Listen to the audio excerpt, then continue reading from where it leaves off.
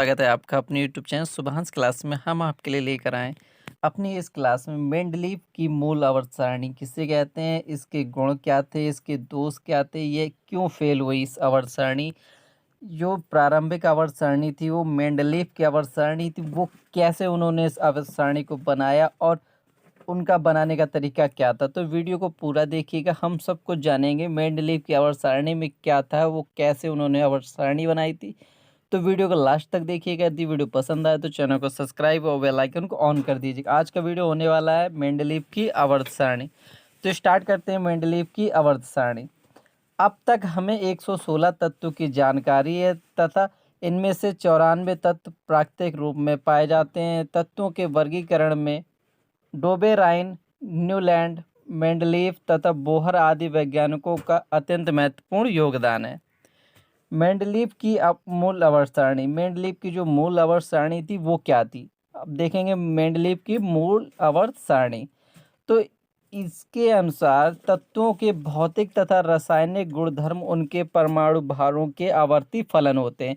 इनका कहने का मतलब ये था, तत्वों के जो सारे गुण होते हैं उनके भौतिक तथा रासायनिक गुण उनके जो परमाणु भार होते हैं। तत्वों में दो चीज पाई जाती है, एक परमाणु भार और परमाणु क्रमांक। जैसे 1H1 लिखते हैं तो ये होता है परमाणु क्रमांक, ये जो ऊपर लिखा जाता है ये परमाणु भार। मेंडलीव ने कहा जो तत्वों के भौतिक तथा रासायनिक गुण, जो उनकी क्वालिटीज है, भौतिक तथा रासायनिक दोनों क्वालिटीज उनके परमाणु भारों के आवर्ती फलन होते हैं। किसके होते हैं? परमाणु भारों के आवर्ती फलन होते हैं। तो यही मेंडलीव की अब मूल आवर्त सारणी का नियम था। तो नियम क्या था? इनके अनुसार तत्वों के भौतिक तथा रासायनिक गुणधर्म उनके परमाणु भारों के आवर्ती फलन होता, यानी जो तत्वों के सभी गुण हैं उनके परमाणु भार के अनुसार ही डिसाइड किए जाते या निर्धारण किया जाता है।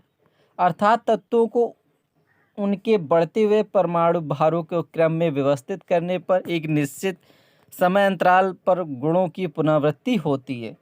तो इनका कहने का मतलब ये था, इसके अनुसार तत्वों के भौतिक तथा रासायनिक गुणधर्म उनके परमाणु भारों के आवर्ती फलन होते हैं।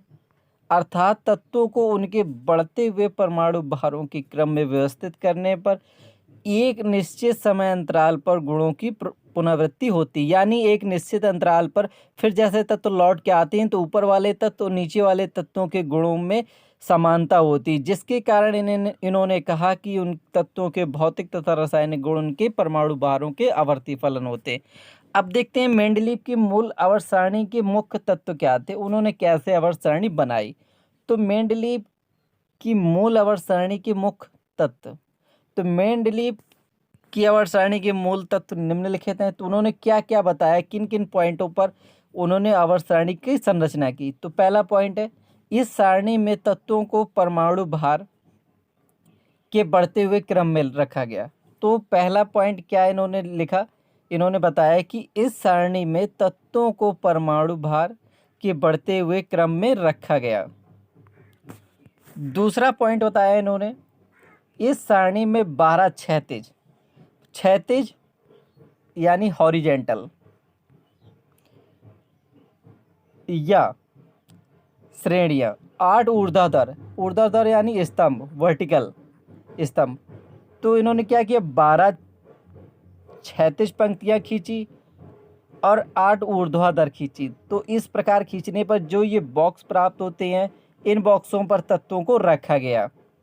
तो क्या किया गया, ये सारणी की संरचना हो गई। इन जो तत्वों को, इन ब्रैकेटों पर तत्वों को रखा गया उनके परमाणु भारों के बढ़ते हुए क्रम पर।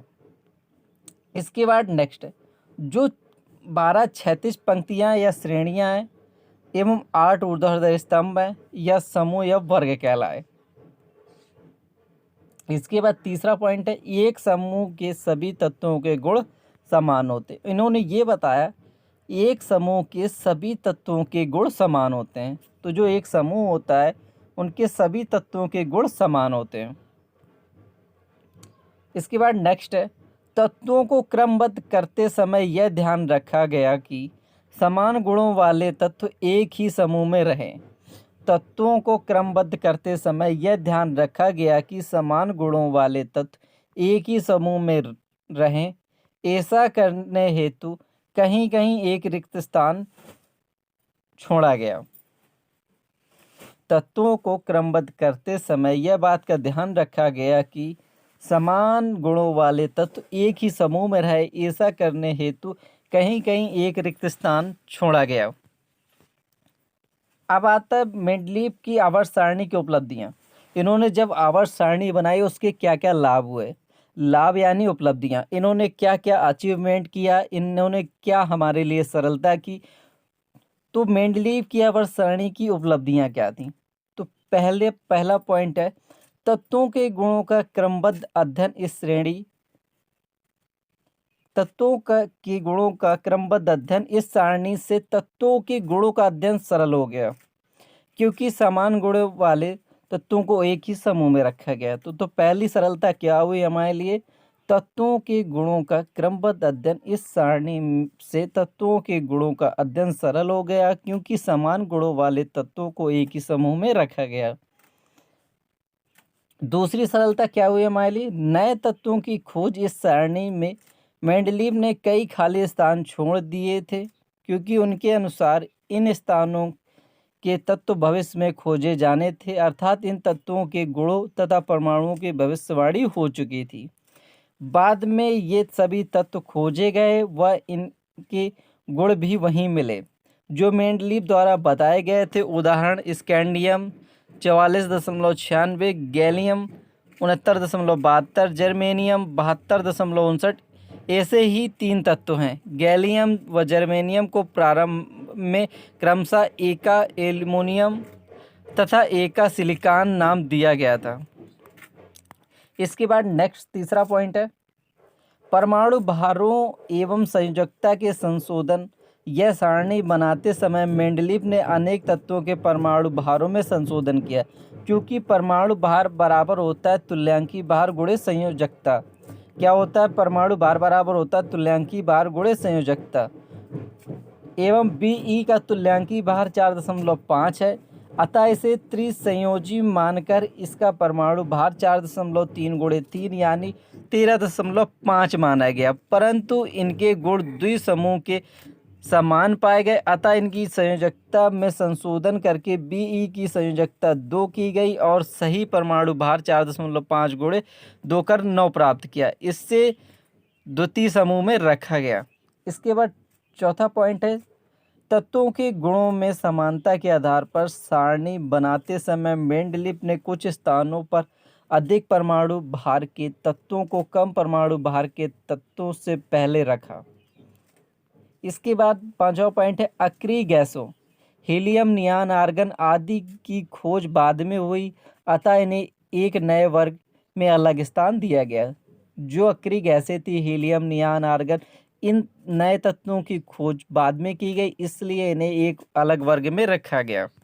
मेंडलीव की आवर्त सारणी के दोष। अब मेंडलीव की आवर्त सारणी फेल क्या हुई, यानी दोष क्या क्या रह गए जिसके कारण मेंडलीव की आवर्त सारणी फेल हो गई, यानी ये सारणी सक्सेसफुल नहीं रही और ये सारणी फेल हो गई। इसके क्या दोष थे, तो मेंडलीव की मूल आवर्त सारणी के निम्नलिखित दोष थे। पहला दोष क्या था, असमान गुणों वाले तत्वों को एक ही समूह में रखना।